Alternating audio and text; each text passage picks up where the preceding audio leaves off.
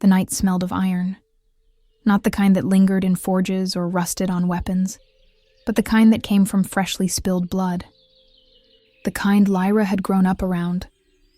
She crouched on the ridge, overlooking the valley below. A fortress carved into the mountain's heart glowed faintly under torchlight, each flame flickering like an eye that never slept. It was his fortress. The war god's Aeron mortals called him a myth, the living embodiment of conquest, the endless march of soldiers, the sound of swords clashing in prayer. But to Lyra, he was a target, a divine execution she had been raised to deliver. The council had promised her freedom if she succeeded. Freedom from the endless wars that burned her homeland to ash. Freedom from being a weapon. You were born to end him, her commander had said. She had smiled. Then I'll make it quick. But standing there, in the silence of the mountains, Lyra felt the weight of her own heartbeat. Steady, sharp, and uncertain. The wind shifted, brushing through the trees below like a whisper. She descended swiftly, moving through the forest shadows, each step calculated and noiseless. Her blade glimmered faintly in the moonlight, a slender dagger of silver forged from God's bane ore. The only thing known to wound a god. The closer she came, the heavier the air felt. It wasn't fear, not exactly. It was pressure, like the mountain itself was alive and watching her. Inside the fortress, Aeron stood before a vast mural depicting centuries of war. His armor was still dusted with blood from the battlefield that day. Mortal kingdoms tearing each other apart in his name. He hadn't asked for their worship. He didn't need their prayers. But war was a god that fed itself. He turned slightly, sensing something. A flicker of movement beyond the torches, a whisper of presence in the dark. "You can come out," he said, his voice deep and unhurried, like thunder rolling far away. Lyra froze. Her hand tightened on the dagger. She had masked her presence perfectly. Even gods weren't supposed to detect her.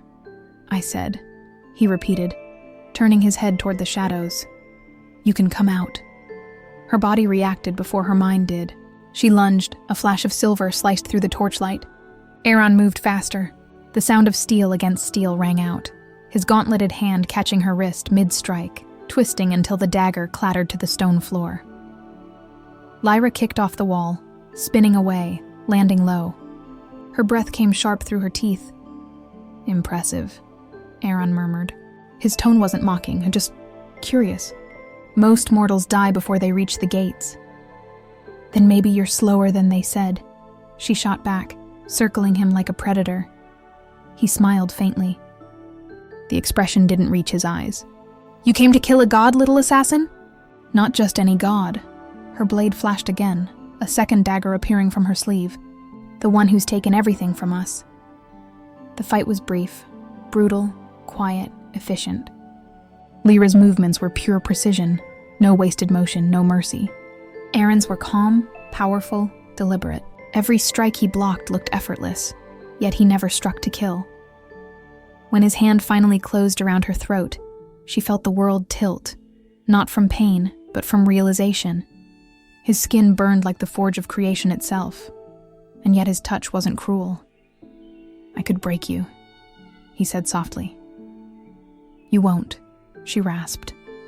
For the first time, his gaze faltered, just slightly. "And why is that?" "Because you don't destroy what you find interesting." The words hung between them, thick as smoke. Neither moved, then Aeron released her. She stumbled back, hand at her throat, watching as he stepped away, his armor catching the firelight like obsidian. "You know nothing of me," he said. "Then let me learn," she replied, voice steady though her pulse thundered. "Before I end you." For a long moment he studied her, the mortal who dared stand unflinching before the god of endless slaughter.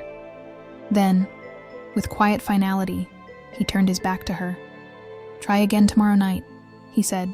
"If you survive the mountain till dawn." She blinked. "What?"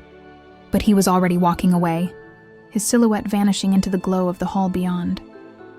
Lyra's chest heaved with cold fury, and something else, something that felt dangerously close to intrigue. The war god had spared her life.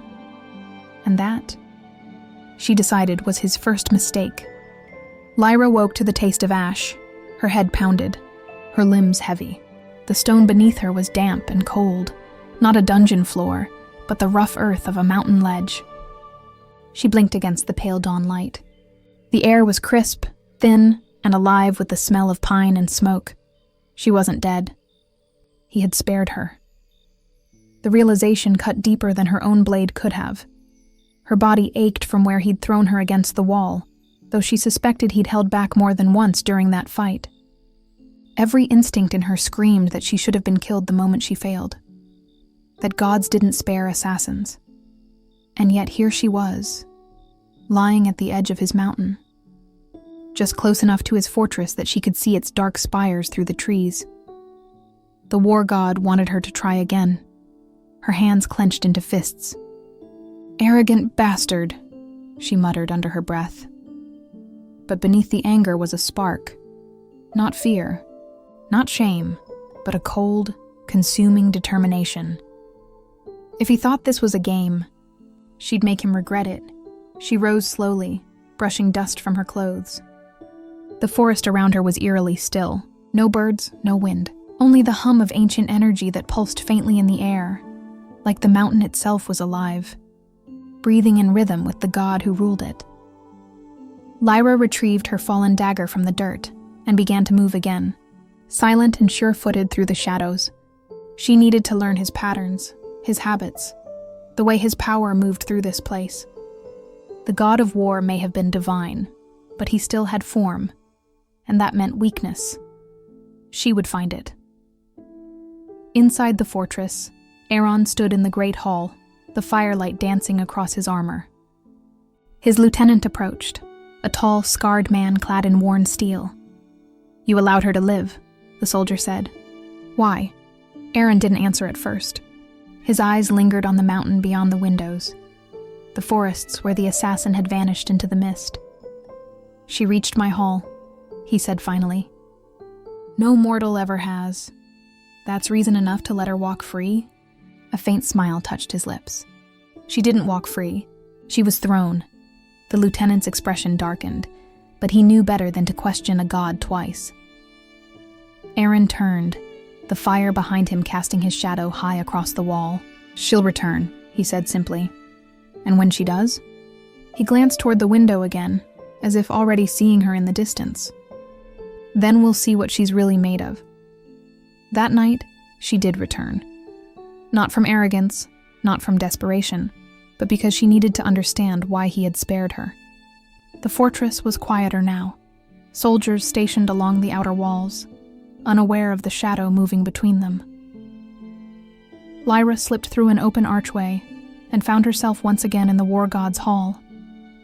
The same mural stretched across the wall, kingdoms burning, soldiers kneeling, 1,000 mortal faces frozen in devotion or despair.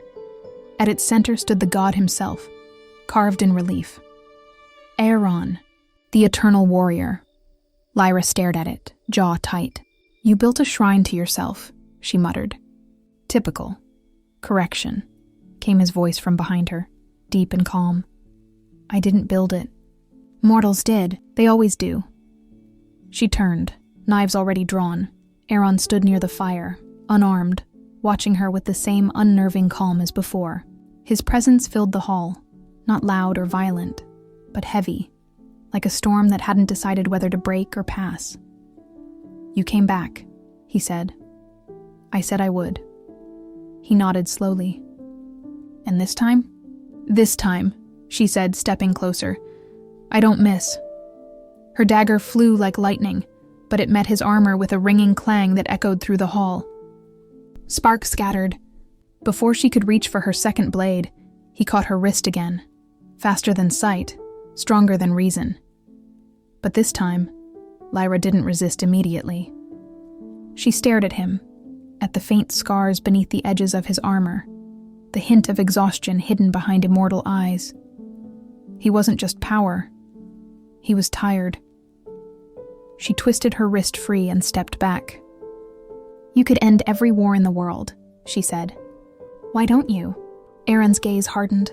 "Because mortals start them." "And you feed them," she shot back. "You enjoy it." He took a slow step toward her, and though he didn't raise his voice, the air around him seemed to thrum. Enjoyment has nothing to do with it. War exists because balance demands it. Without struggle, you stagnate. Without conflict, you forget who you are. Then maybe it's time gods learned who we are. Without you, she said quietly. Flicker of surprise crossed his face. Gone in an instant. Aeron looked at her for a long moment before saying, "You have courage, assassin. That will either save you or destroy you." She met his gaze steadily.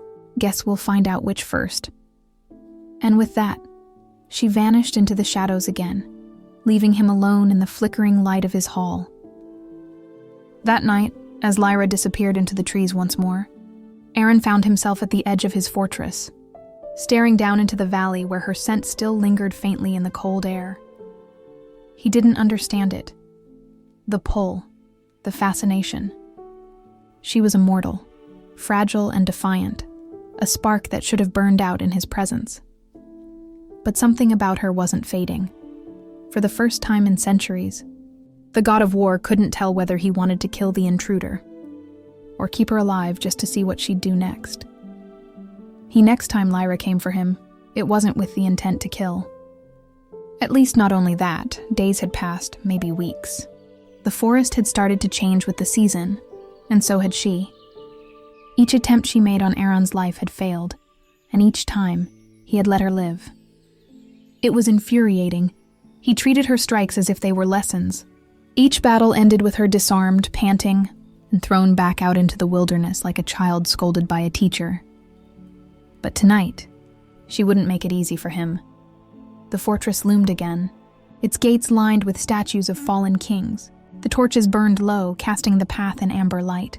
Lyra slipped between the shadows, her movements smooth, deliberate, and silent. She didn't enter through the gate this time. Instead, she scaled the side, climbing along the outer wall where the stone was cracked and ancient. Her breath formed white clouds in the cold air. She reached the balcony overlooking the war god's chamber. His presence was unmistakable, a quiet storm in the air, a pressure that pressed against her lungs. Inside, Aeron stood shirtless before a basin of dark water, washing the blood from his hands. The crimson light from the fire painted his skin like bronze in shadow. Lyra's dagger glinted. She had a clean shot to his back. Her pulse raced. All she had to do was throw, but her hand didn't move. Something about the sight of him, calm, unguarded, almost human, froze her. He looked less like a god and more like a man burdened by too much memory. And for the first time, she wondered what it meant to be worshipped for destruction. Still watching from the dark, Aeron's voice cut through the silence without him turning. Lyra's heart jumped. He didn't move, but she could tell. He knew exactly where she stood. "If you're going to strike," he continued, "at least make it worth my time." She dropped down from the balcony, landing in front of him with quiet grace. "You talk too much for a god, and you hesitate too much for an assassin." That hit harder than expected. Her eyes narrowed. "Maybe I just prefer killing gods face to face." "Then try." He turned, unarmed but unafraid. His tone wasn't taunting. It was calm, steady, dangerous. Lyra lunged. This time he didn't block immediately. He let her strike first, parry, then spin away. She moved like a shadow, every motion clean, precise. Their fight flowed across the room like a violent dance, the clang of steel echoing off stone walls. When Aeron caught her arm, she twisted free and went low, sweeping his leg. He stumbled, just slightly, and her blade grazed his side, cutting through the armor strap. He looked down at the shallow wound, then at her. "You drew blood," she smirked faintly. "Told you I'd learn." Aeron's gaze sharpened, not with anger, but with something unreadable. "And if I told you that you're still not ready? I'd tell you to stop underestimating me." He stepped closer, slow and deliberate. Underestimation isn't the word. Her breath caught. The distance between them vanished, the god towering over her, close enough that the heat of him brushed her skin. Lyra didn't move. Her dagger hovered near his throat, his hand hovering near hers. Neither struck. The silence between them stretched thin as a blade. Then Aeron did something she didn't expect. He smiled, faint but real. "You learn quickly, mortal. I almost believe you could kill me." "Almost?" she challenged, though her voice came out softer than intended. His gaze drifted lower, then back to her eyes. Almost. Something flickered there, a tension neither of them understood nor dared name. Lyra stepped back abruptly, shaking her head. "You play strange games. God, and yet," he said, voice low, "you keep coming back to play them." She turned, sheathing her dagger, unwilling to give him the satisfaction of a reply. Behind her, Aeron said quietly, "Tell me your name." She froze. "You know it," she said. "I know your title, assassin, ghost of the Green Court. But I asked your name. There was no reason to answer. No benefit, no advantage. Yet something in his tone, not commanding, not divine, but almost human, made her pause. "Lyra," she said finally. Aeron nodded once. "Then stop hiding when you come for me next, Lyra." When she looked over her shoulder, his eyes caught the firelight. "Face me as an equal." That night, she didn't try to kill him again. Instead, she sat alone on the edge of the mountain, the stars stretched wide above her like 1,000 silver eyes. The wind was cold, her pulse still uneven. She hated that his voice lingered in her head. She hated that she didn't know if it was hate at all anymore.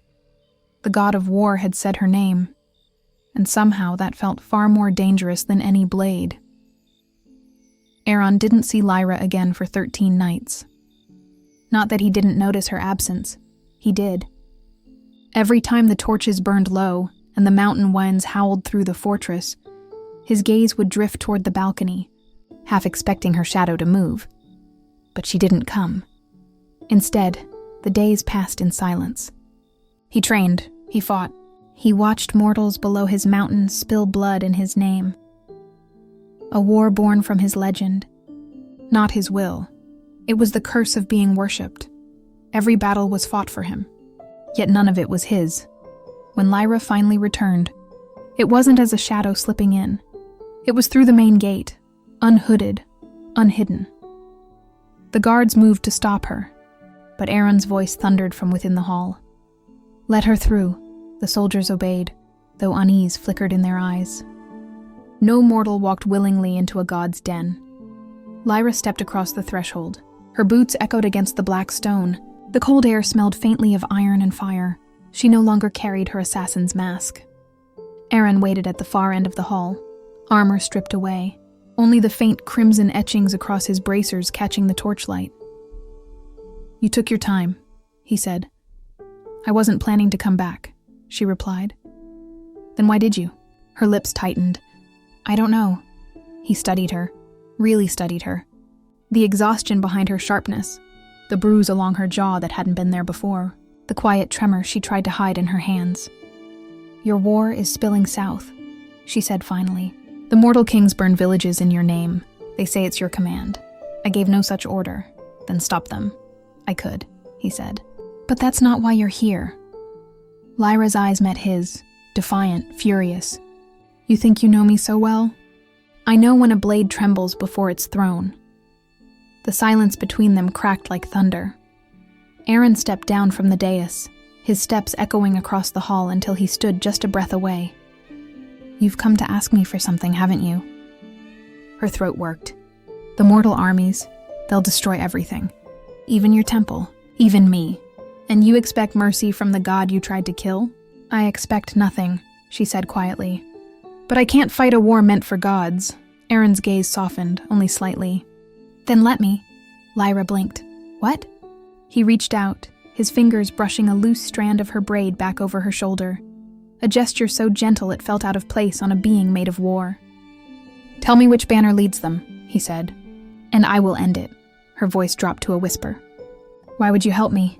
He looked at her for a long time, the firelight catching in his dark eyes.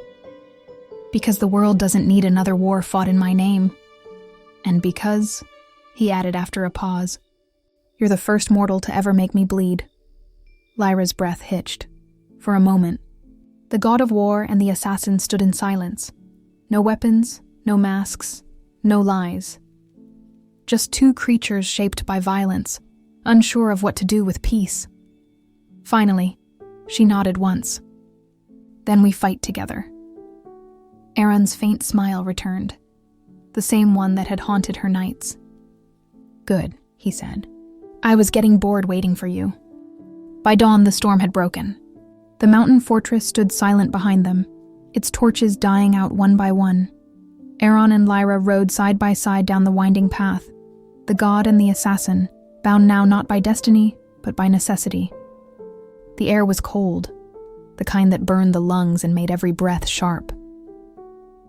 Below the valley, smoke rose from the mortal camps, a sea of tents and banners, steel glinting under the gray sky.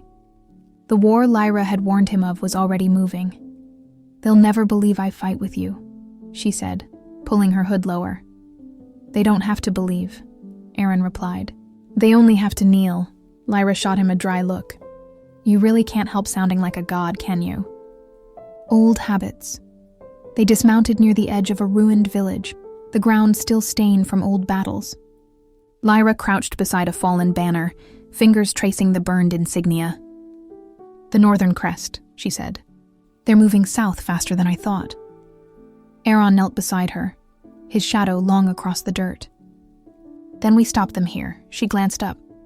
Just the two of us? Do you doubt me? She met his gaze, steady, unflinching. I doubt anyone who calls themselves a god. That earned her a faint smirk. Then, without another word, Aeron stepped forward. His hand brushed the ground, and the soil shuddered. The scent of iron thickened in the air.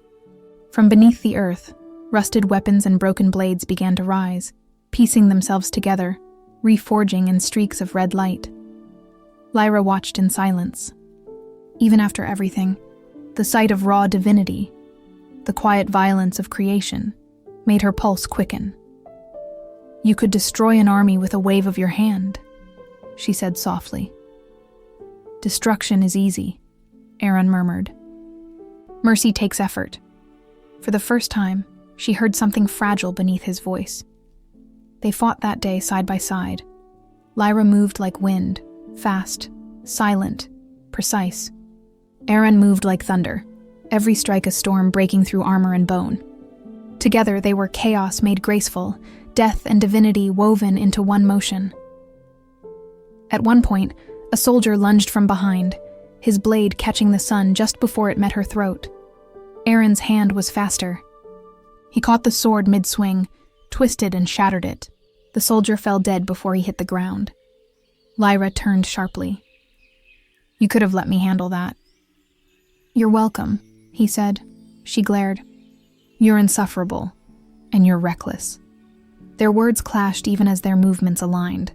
Back to back now, surrounded by enemies, the field painted in smoke and firelight. When the last soldier fell, silence settled heavy between them.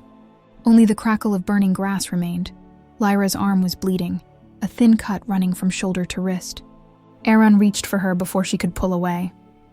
His hand was warm, steady, calloused. It's nothing, she said. I decide that. He pressed his palm over the wound.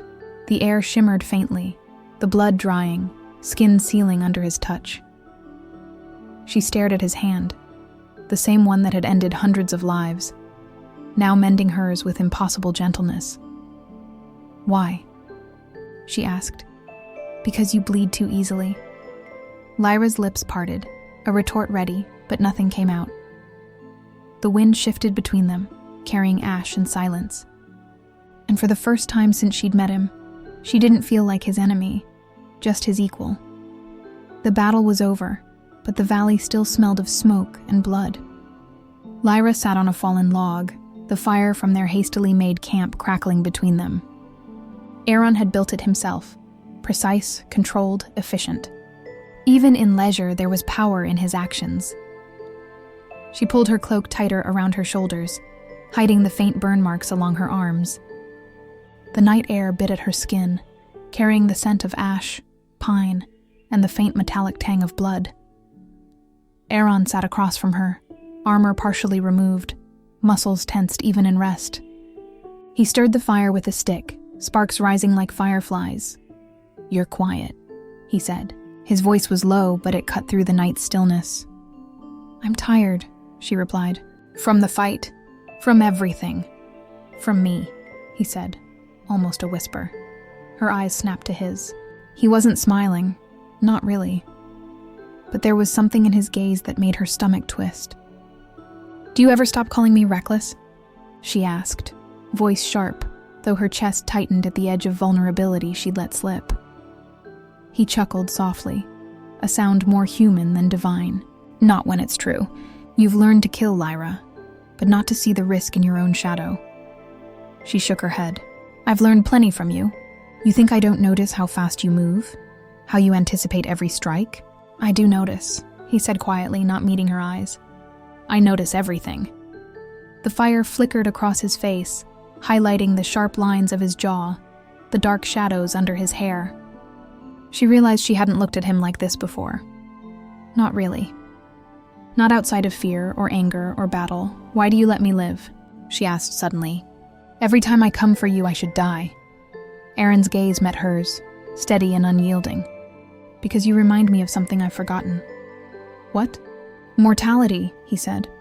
"Determination. Fire that doesn't belong to the immortal." Lyra's heart skipped. She wanted to scoff, to turn away, but she didn't. She couldn't. The silence stretched again, only the crackling of the fire filling the space between them. Then, slowly, Aeron leaned forward, resting his forearms on his knees. "You fought bravely today," he said, his voice softer now. "Better than any soldier I've commanded. Better than most gods I've faced." She looked down, trying to hide the flush rising in her cheeks. "I did what I had to." "You did more than that," he replied. "You faced me, and you didn't break. Most mortals would have crumbled at the sight of me, or at my touch." Lyra's breath caught. She hated how truth felt like fire, burning her from inside. "And you? Did I impress you?" she asked, almost reluctantly. Aeron's lips twitched, a ghost of a smile. "Perhaps. You intrigue me more than you should." Her pulse thudded in her ears. The god of war, the immortal who had thrown her across halls, who had broken armies with a glance. He said intrigue. And it felt like a spark igniting inside her chest. She stood abruptly, trying to mask her reaction, pretending the sudden flutter in her stomach was annoyance. "I'm going to sleep," she said, grabbing her cloak. Aeron didn't move, but his voice followed her. "Try not to dream of me, Lyra. It's unbecoming." She paused, one hand on the cloak. Something in her chest twisted. Annoyance?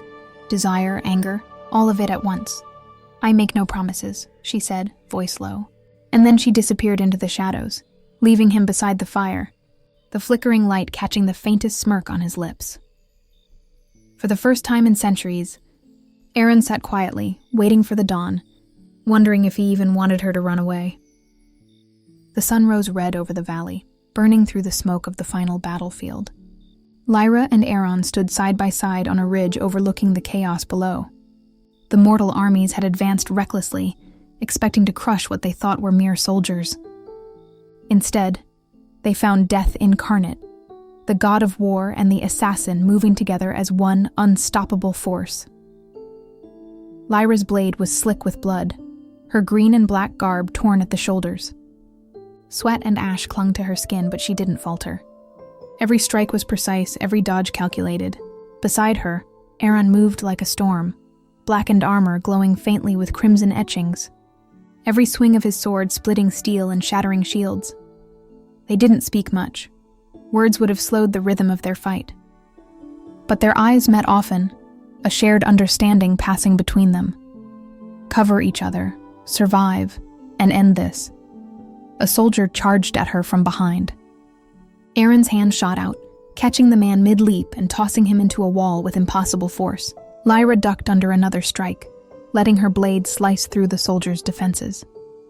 Finally, when the last enemy fell, the valley fell silent. Smoke rose from smoldering tents, and the only sound was the wind and the distant cries of those fleeing. Lyra sank to her knees, exhausted, muscles trembling. Aeron knelt beside her, placing a hand on her shoulder. Not to heal. She didn't need healing this time, but to steady her, to remind her she was alive. "You're reckless," he said, voice low. "And I like it." She met his gaze, breath uneven, heart pounding. "You're insufferable," she replied, though a smile tugged at her lips. He smiled faintly, but there was warmth in it this time. "And yet, you keep choosing to stand beside me." Lyra's chest tightened. There was no teasing now, no walls, only the raw, pounding truth. She cared. She had been drawn to him from the first strike, from the first battle, and it had only grown, a fire she could no longer deny. Aeron's hand shifted, brushing the loose braid from her face. "Lyra!" His voice softened, almost human in a way she hadn't expected. "I could have thrown you across these mountains like the others, but I didn't. I wanted you here, by my side, alive." Her lips parted, unsure if she should say the words she'd felt but never allowed herself to speak. The night, the battles, the quiet moments around a fire, they all converged in this one moment. "I wanted that too," she admitted finally, voice barely above a whisper. I've always wanted it." For a heartbeat, the world held its breath. Then Aeron leaned forward, closing the space between them. His hand cupped her cheek gently, the weight of his godhood balanced by the tenderness he reserved only for her. And then their lips met, fierce, cautious, and electric, as if both were testing the waters of a new, uncharted world. The kiss deepened, the tension of months melting away, leaving only trust, desire, and something far more dangerous: love. When they finally parted, both were breathing heavily, foreheads pressed together. "You're mine," Aeron said, dark and certain. Lyra smirked, tilting her head. "And you're reckless enough to let me be." He laughed, a low, rumbling sound that carried across the mountains. "Then we'll be reckless together." They stood side by side, watching the smoke curl upward, the valley below silent. For the first time in both their lives, the world felt at peace. Not because the war had ended, but because they had chosen each other. Enemies no longer. Lovers at last. The god of war and the assassin walked down the ridge together, their hands brushing, fingers intertwining, the sun rising over a new day, one that belonged only to them. And in that quiet, fiery dawn, the story of blood, battle, and love came full circle.